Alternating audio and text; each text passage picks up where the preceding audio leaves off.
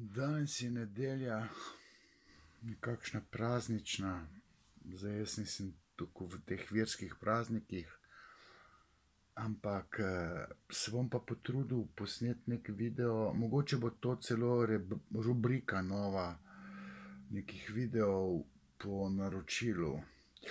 Namreč eden od mojih fanov, ali pa bom rekel svetovancev, mogoče klientov, jaz jim ne rečem pacienti, me naprosil, če bi posnel nek video ali pa podcast, v katerem bi se razgovoril o Jungu in njegovi psihoanalizi v povezavi s Freudom, ker opaža, da gre to za dva različna koncepta, se pravi v povezavi s Freudovo psihoanalizo. V nekaj zadnjih podcastih, ki sva jih imela s Tanjo, je ujel podatek oziroma poziv o podcastih po naročilu. In jaz sem dejansko nekje potem napisal, pa tudi povedal, tudi Tanja je pozvala, kost sem vam dal zaglodati, bi rekel.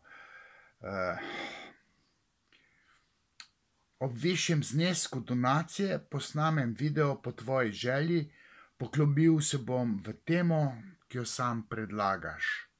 Razgovoril se bom na točno tisto temo, o točno tistem, kar te zanima. To sem tudi napisal v tem spremnem tekstu.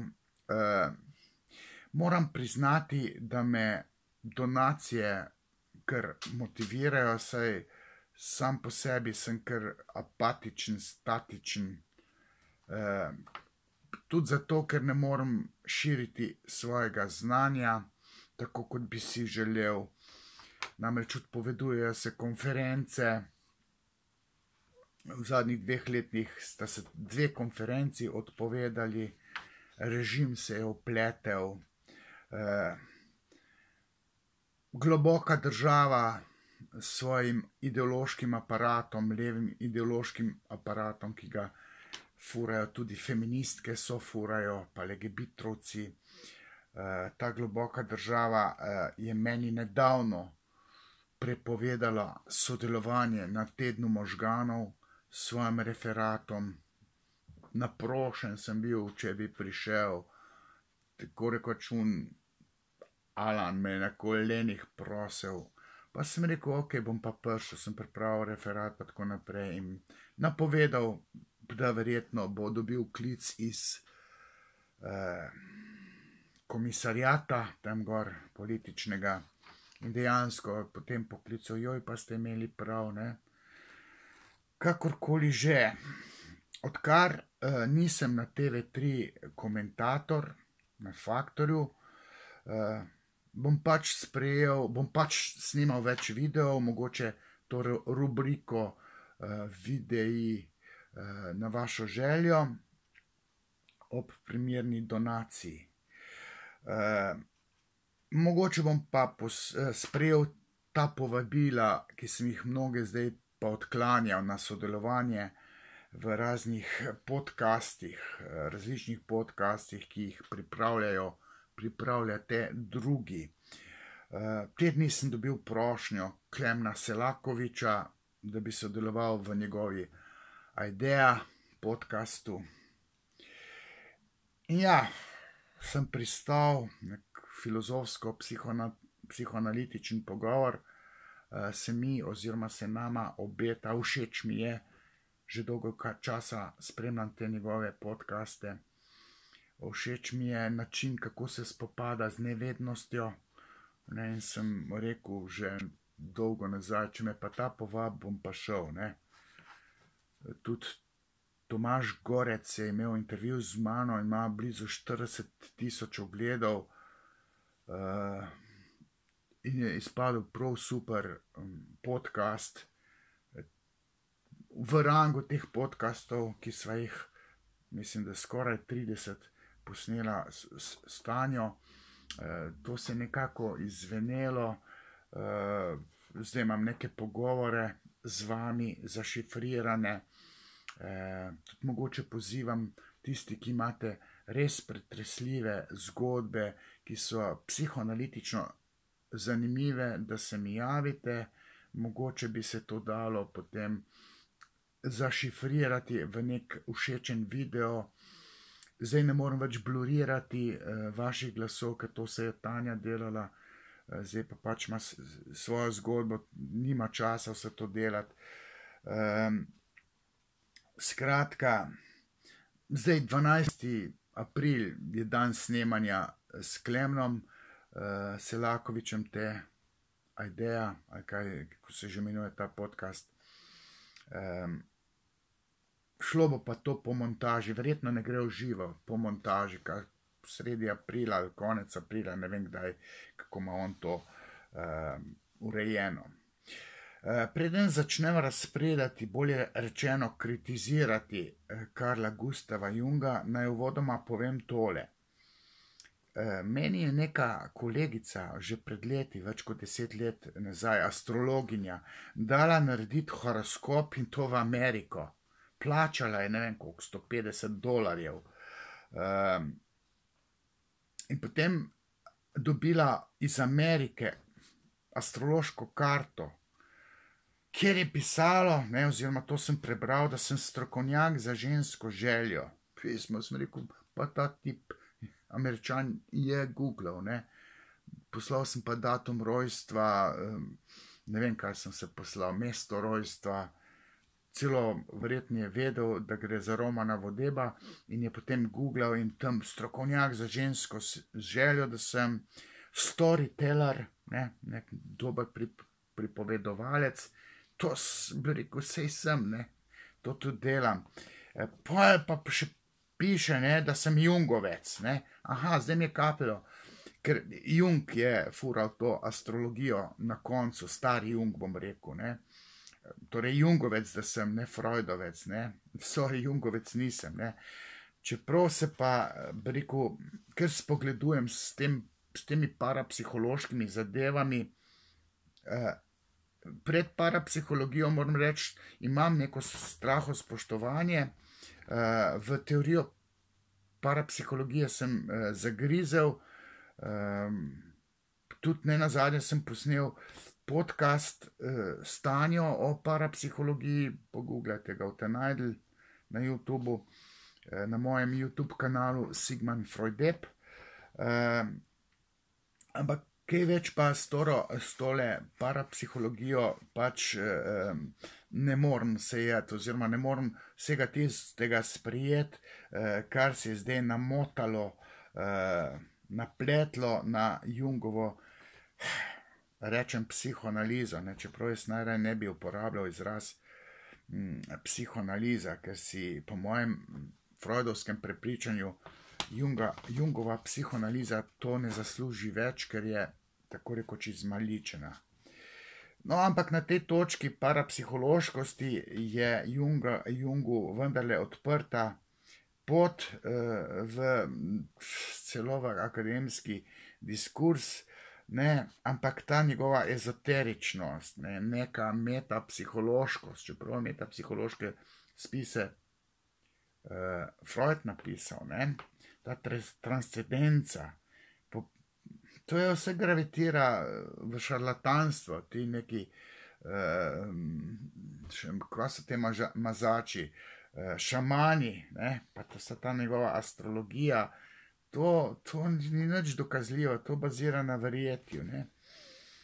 Pred dobrimi 30 leti sem jaz celo kupil eno pomembno Jungovo knjigo, prvo izdajo, mislim, da je zdaj že druga, izdaja Spomini, sanje, misli.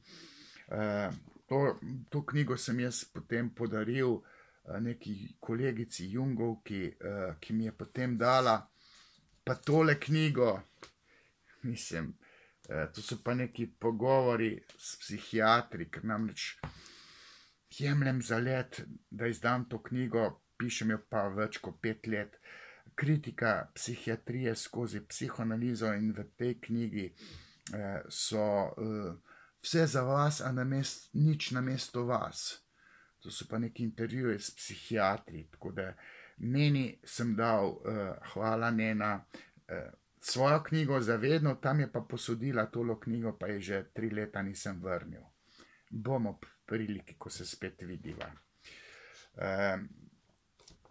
Skratka, ta Nena, ne, je čist v tej jungovski psihoanalizi, kujo zvezde, tiste, ki jih jaz označujem, da pojma nimajo v psihoanalizi. Ne bom zdaj ravno operiral z imeni, čeprav bom moral omeniti vsaj 2, Matjaža Regovca pa Marija Bara. In tej Neni nikakor ne morem dopovedati, ker se ukvarja s tudi to psihoterapeutiko, svetovanje, ne, da naj se končno preda Freudovi psihoanalizi, če res kaj pametnega vedeti o človekovi duševnosti, ne pa da se s tistimi arhetipi pa kolektivnim nezavednim peča, ne, in to je popolnoma zavede v razumevanju nekega klienta, ki pride k njej po nasvet. Po mojem mnenju je Jungova psihoanaliza zavajajoča. Jaz sem rekel, o psihoanalizi sploh jaz ne bi govoril, ne. Ampak, rekel, v psihoterapevtskem smislu deluje, ne nosi nič epohalnega, mislim, epohalnega, uporabnega, razen preko učinka placeba, ne. Placebo efekt je pa tako močna stvar, da nekdo, ki pride k neki avtoriteti, ki ima jungovski pedigre, ne, tam si dajo še neke licence, ne, in pa tam vidi, zdaj pa jungovski psihoanalitik in potem trobezljane nebuloze in potem se kar boljše počuti. To je po učinku placeba, fenomen placeba je ozad, to je v bistvu nek psihični nateg, ki mu nekdo nasede in potem se bolje počuti. Seveda je to kratkotrajno boljše počutje. Zdaj po podobni paradigmi placeba kot pomoči, ki učinkuje do boljšega počutja pripelje.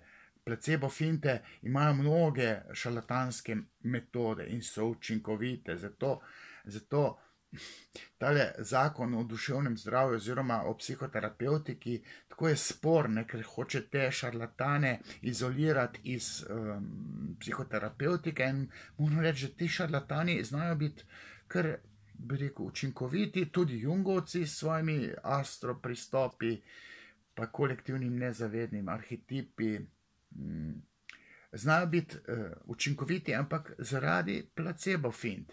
Mene bolj skrbijo v celi zgodbi netalentirani, licencirani psihoterapeuti, ne, te so problematični po mojem mnenju in te bo imeli zdaj večji dostop do vseh teh pacientov, ker imajo licence.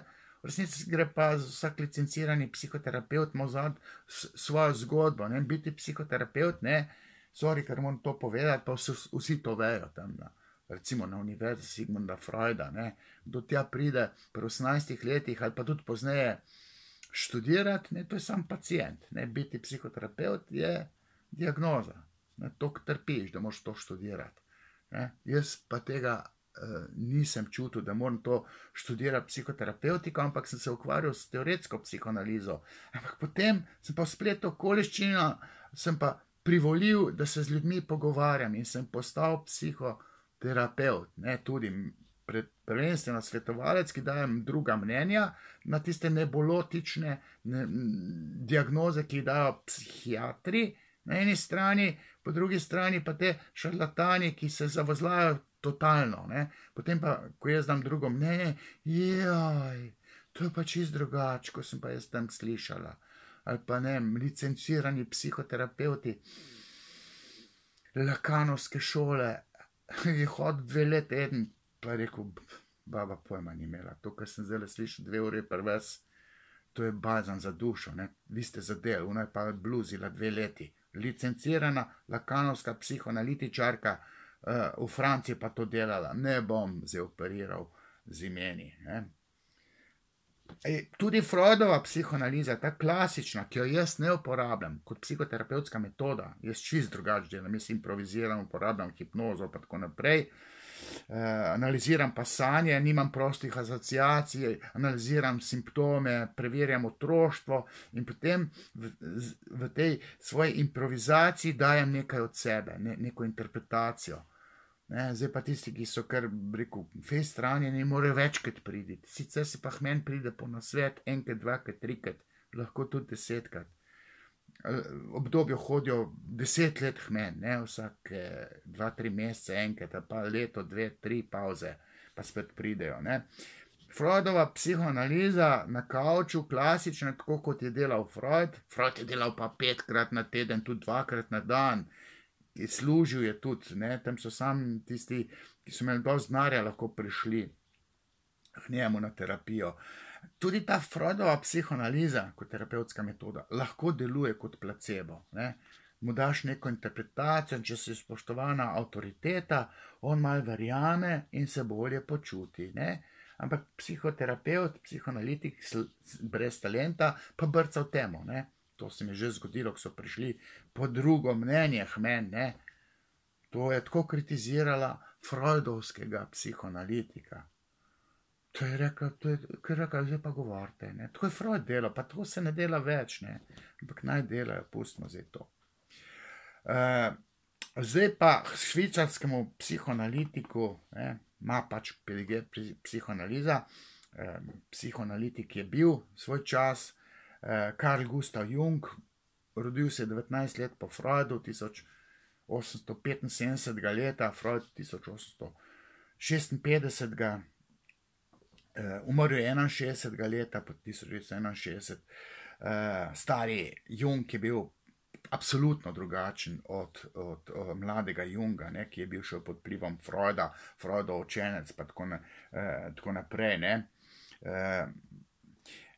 Zdaj, ljubitelji Junga, ki stojijo za njegovi prevodi knjig, ker jih je kar nekaj prevedenih, jaz sem eno povedal iz leta 93, zdaj je že ponatis.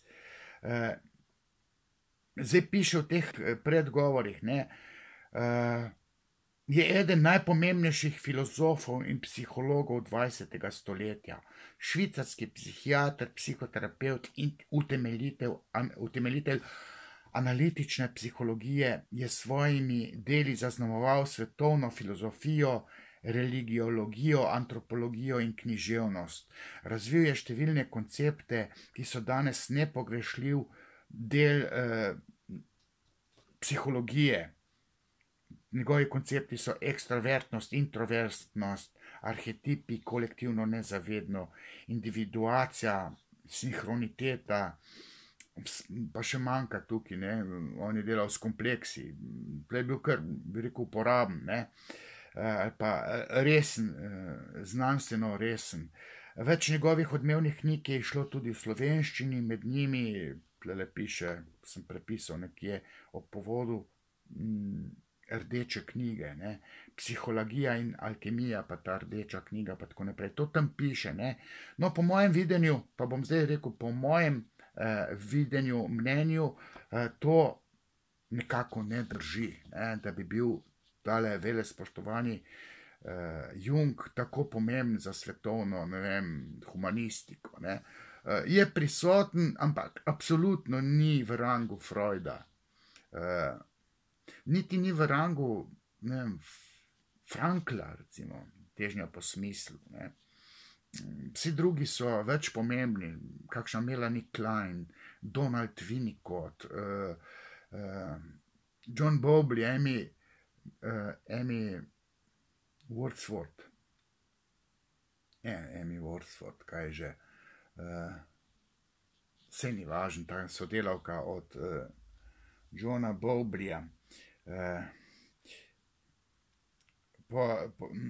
Po mojem videnju, zdaj moramo izreči kritiko že takoj na začetku, Jung ni tako pomemben in ni res, da je vse to, kar se mu pripaja, v nekem velespoštovanem smislu. Ne. Po mojem videnju je bil en Šandor Ferenczi bistveno boljši psihoanalitik, klinik. Šandor Ferenczi, njegovi klinični primeri so spoštovanja vredni, po mojem mnenju, ali pa Alfred Adler je bil tudi preko fantastičen, prej sem omenil še nekatere ostale. Ne. Junga pa nekako zdaj na silo, silijo v psihoanalizo tisti, ki bi od psihoanalize radi dobili nekaj več. Nekaj, kar noben drug miselni koncept ne nudi, ker je premalo senzacionalističen, kar Jung pa je. Ne. Pa spet bom rekel, po mojem videnju, ne, tudi jaz nimam spoznanja, ker Jung je na veliko žalost v psihoanalizo navlekel, za lase privlekel en balast, odvečen balast, zavajajoč balast, ki je po mojem videnju škodljiv za razumevanje človekove duševnosti, zavajajoč. Res je, da zaradi tega senzacionalizma Jung zveni všečno, ne, to tisti, ki je nepripravljen, ne, ki se ga da fejst nasrat, to vse kupi od Junga, ne, všečno, adrenalinsko.